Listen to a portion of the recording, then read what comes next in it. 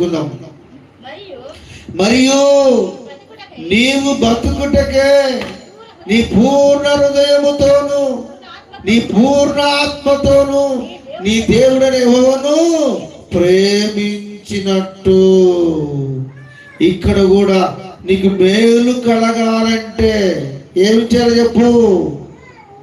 ఏమి చేయాలి? నువ్వు బతుకుటకు నువ్వేమి చేయాలి? మరియు నీవు బతుకుటకే, నువ్వు బతకాలంటే పూర్ణ హృదయముతో దేవుని ఆరాధించాల, పూర్ణ ఆత్మతో దేవుని ఆరాధించాల, యెహోవాను ప్రేమించాలి, పూర్ణ హృదయముతో దేవుని ఆరాధించాలి, పూర్ణ ఆత్మతో దేవుని ఆరాధించాలి. అంతేకాకుండా నీ యెహోవాను నీ దేవుని ప్రేమించినట్టు. ఒకటి పూర్ణ హృదయముతో పూర్ణ ఆత్మతో నీ దేవుని ప్రేమించువాడుగా ఆరాధించువాడుగా ఉండాలా.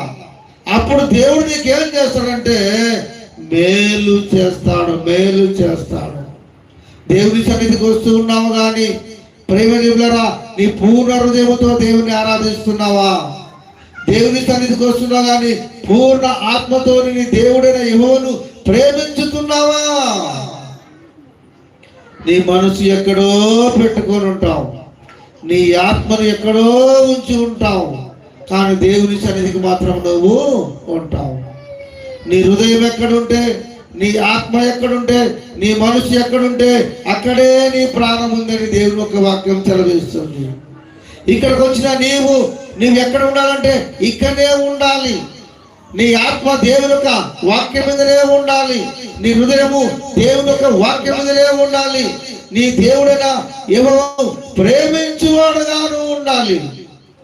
దేవుని కంటే ఎక్కువ దేనిని ప్రేమించకూడదు, దేన్ని ఎక్కువ ప్రేమించకూడదు. మొదటిగా నువ్వు దేన్ని ప్రేమిస్తున్నావని ఎవరైనా నీకు చెప్తే నేను దేవుని ప్రేమిస్తున్నానని చెప్పాలా. నా భార్యని ప్రేమిస్తున్నాను, నా భర్తనే ప్రేమిస్తున్నాను, నా పిల్లల్నే ప్రేమిస్తున్నానని మొదటిగా చెబుతాను. నీ భర్తను కలగజేసిన వాడే దేవుడు, నీ భార్యను కలగజేసిన వాడే దేవుడు, నీ పిల్లల్ని కలగజేసిన వాడే దేవుడు. కానీ అన్నింటిని కలగజేసిన దేవుణ్ణి నువ్వు ప్రేమించువాడుగా ఉండాలా. అన్నింటినీ నీకు ఇచ్చిన దేవుణ్ణి పూర్ణ హృదయంతో దేవుని ఆరాధించువాడుగా ఉండాలా, పూర్ణ ఆత్మతో దేవుని ఆరాధించువాడుగా ఉండాలని దేవుని యొక్క వాక్యం సెలవిస్తుంది. కాబట్టి దేవుని బిడ్డలారా, మరియు నీవు బతికినట్టు, నీవు బతకాలంటే ఏం చేయాలమ్మా? అయ్యా మీరు బతకాలంటే ఏం చేయాలి చెప్పండి? పూర్ణ హృదయముతో దేవుని ఆరాధించండి, పూర్ణ ఆత్మతో దేవుని ఆరాధించండి, నీ దేవుడిని యెహోవాను ప్రేమించినట్టు. ఈ 3 పనులు మనం చేయాలా. ఒకటి పూర్ణ హృదయముతో దేవుని ఆరాధించాలి, పూర్ణ ఆత్మతో దేవుని ఆరాధించాలి. తర్వాత నీ దేవుడిని యెహోవాను ప్రేమించువాడుగా ఉండాలి, ప్రేమించువాడుగా ఉండాలి. ఎంతమంది 3 పనులు చేస్తున్నారు చెప్పండి? పూర్ణ హృదయంతో దేవుని ఆరాధిస్తున్నారా? పూర్ణ ఆత్మతో దేవుని ఆరాధిస్తున్నారా?